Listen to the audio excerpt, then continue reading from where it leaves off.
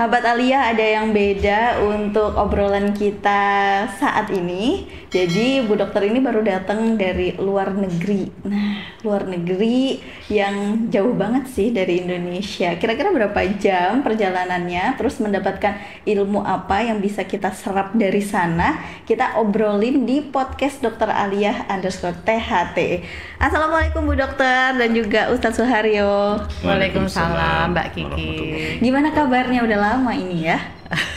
Kayaknya kita lama terus ya mau ketemu tigaan tuh kayaknya susah. Iya. Dan ini disempatkan pagi-pagi nih ya. Iya. Tappingnya sampai ada sarapan roti. Ini ketahuan banget Bu Dokter habis dari luar negeri. Ya kan?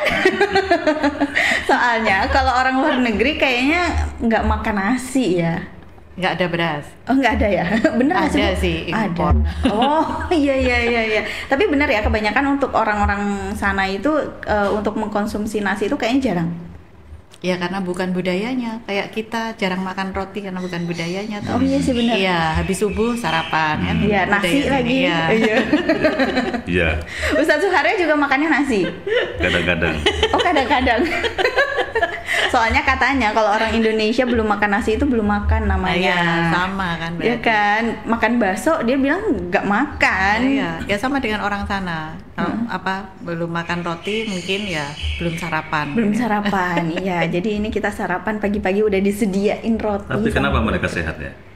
Karena Yang sakit nggak ketahuan. bener-bener. Iya ya.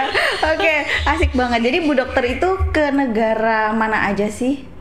Iya, kemarin kita edu trip ya. Edu trip jadi perjalanan bukan wisata tapi perjalanan pendidikan dan bisnis ya ke Eropa Barat, ke Jerman, Austria, Prancis, Swiss, sama Liechtenstein. Liechtenstein itu negara antara Jerman dan Austria, negara kecil, paling 17-18 km persegi. Kecil. Gitu. Iya, atau paling luas katanya dia bilang 22 km persegi. Penduduknya sedikit. Ya, itu negara monarki, negara kerajaan yang isinya di situ semacam resort untuk pangeran dan ini keluarganya aja. Negara itu ya? Negara ya? Ya kalau di sini 3 atau 4 kecamatan. Iya. Tapi kan kalau itu memang udah jelas-jelas untuk kerajaan gitu ya. Jadi Ya. turun temurun gitu, yang memimpinnya pun gitu ya, bukan dibentuk ya. Iya, kayak kadipaten, nggak punya tentara kan. Oh, nggak punya tentara. Tentara. Iya, Katanya ya, belum saya cek di Oh, iya, Wikipedia. Soalnya informasinya sedikit di Wikipedia. Oh iya. Tapi Ibu itu udah jalan-jalan ke 5 negara berarti ya? Berarti sebenarnya 5 negara ini tetanggaan ya? Tetanggaan. Deket. Sebenarnya itu misal nih kita di Lumajang itu Jermannya, ke Austria itu Jembernya, gitu aja deket. Oh iya. Kemudian Swiss itu Probolinggo, gitu aja deket-deket gitu. Ini sama dengan kita ya, cuman kita di dalam negeri. Aja kita di dalam negeri ya. Cuma itu bedanya ini ya, harus pakai paspor gitu ya Bu Dokter ya? Ya iya, kalau masuk kan. Tapi katanya ribet untuk ngurusnya. Ya peraturan visa untuk pengajuan visa Schengen ya, Masya Allah. Oh ribet banget Bu. Iya. Oh jadi sebelum berangkat ke sana juga di sini udah ribet ya? Ribet untuk pengajuan visanya. Oh iya. Ya visa Schengen aturan-aturannya banyak dan biasanya ini aturan yang pengajuan bulan Oktober berbeda dengan bulan Maret yang sudah pergi. Mungkin sebelumnya gampang, enggak, yang sekarang lain, beda. Tapi mungkin karena ini juga dikritik orang banyak, kemudian juga diprotes karena menyusahkan, mudah-mudahan juga diperbaiki.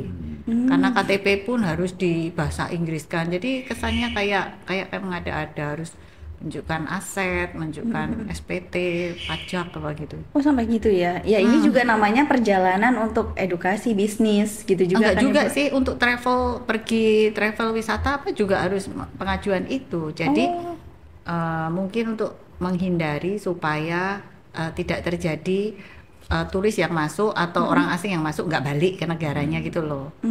Jadi mereka bikin ketat seperti itu. Oh Ya karena ribet itu kemudian saya nggak jadi ikut. iya. Tapi kan ternyata semuanya dilancarkan ya, Iya, dimudahkan nah, ya. Kalau nggak tekun nggak bisa loh itu. Kalau nggak ulet, Iya. itu kan kadang-kadang orang mau apa rekreasi lah kalau ya. kok ribet banget ya, lebih baik kok dari tempat lain aja kan gitu. Tapi Bu Iya. Dokter kan Enggak, terus tetap lurus ya. lurus gitu ya. Karena ternyata kan nggak cuma hanya punya uang saja, nggak berhenti sampai di situ. Bolak-baliknya ini untuk kita ngurus visanya, kalau belum beres harus ngelengkapin persyaratannya lagi, maju lagi gitu. Oh iya. Ya minta dibikin appointment lagi gitu. Nggak kita bawa persyaratan kemudian langsung dicek kemudian oh ya kurangnya ini, enggak kan, harus appointment dulu kan gitu. Ya cukup ribet. Iya. Tapi kira-kira Bu Dokter, dengan ribetnya itu sumput nggak hasil perjalanan itu? Ya pada prinsipnya karena saya suka hal-hal yang baru, menambah wawasan, menambah informasi, bagi saya worth it gitu. Karena ini butuh mental banget gitu. Iya. Mental. Bukan Iya. hanya sekedar fisik ya, jalan-jalan juga ya. Iya, kalau kita ini ya grogian atau nggak pedean, kita ketemu orang baru ya, ya walaupun sama-sama orang Indonesia, tapi kita nggak tahu dia siapa, latar belakangnya apa, ya kemudian tiba-tiba sekian hari ini apa namanya berinteraksi dengan mereka, kemudian kita mengunjungi tempat-tempat yang sama sekali berbeda background latar belakang dengan kita, nah itu kan juga perlu effort ya untuk adaptasinya. Kalau orangnya kaku kan nggak bisa bergaul walaupun itu sama-sama orang Indonesia gitu kan. Ya beda dengan hajian ya, kalau hajian kan memang niatnya udah ibadah nih Iya, gitu iya. ya. Memang bener-bener ibadah mahdoh ya, ibadah yang di apa ada aturannya di rukun Islam ya.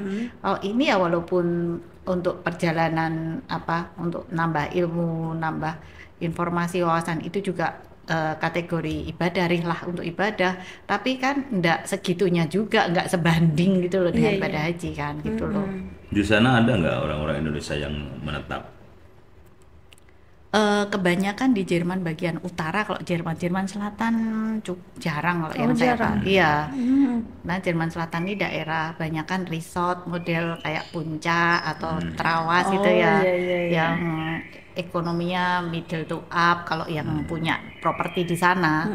Jadi kalau orang-orang yang tinggal di sana biasanya sewa pekerja kan atau apa namanya memang dia hanya bekerja di situ. Nanti dia datang dari kota lain gitu.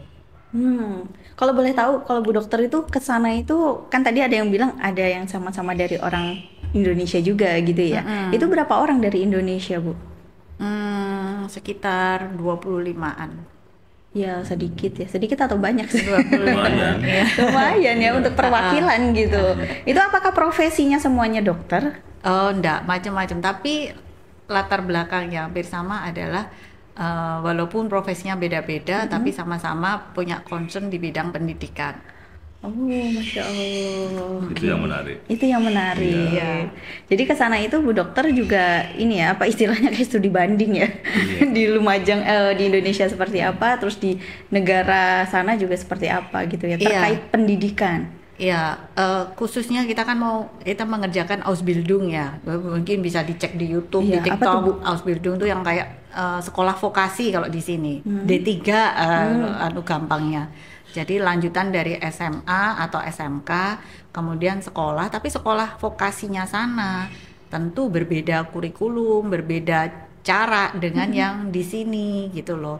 Kalau di sana memang 50% sekolah, 50% bekerja, dan itu digaji ya oleh apa namanya pemerintah. Kemudian juga yang ngajar adalah tidak sekedar guru tapi ahli di bidangnya. Seumpama di sana sekolah vokasi ngambil otomotif, yang ngajar mungkin ya dari pabrik Audi, pabrik Mercy kayak gitu-gitu.